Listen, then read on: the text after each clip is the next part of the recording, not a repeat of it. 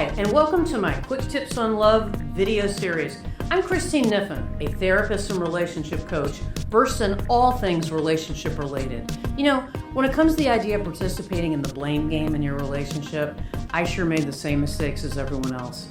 As much as I'd like to report otherwise, I have to admit that I was a rather adept participant in the blame game. You know, I'm very sensitive and seem to get my feelings hurt quite easily. I almost always felt right about my side of the argument. Therefore, the only thing left for you to be was wrong. You know, I felt perfectly justified in this accuracy. Not trying to be a jerk, but simply feeling that it had to be correct.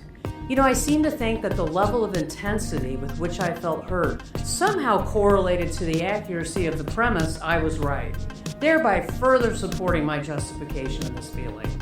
However, I now realize this simply is not so. And this is what I learned. This is the classic right versus wrong dilemma. You know, I always tell clients that short of bank robbery and murder, there is no right and wrong. There are just differences. So instead of engaging in a never winnable argument of right and wrong, learn to accept the differences and make compromises in the spirit of fairness to better manage things from here on out. You know, if you found this video helpful and relatable, then I invite you to check out my website for all sorts of super helpful relationship resources, especially my book, The Art of Relating, A Primer for Love.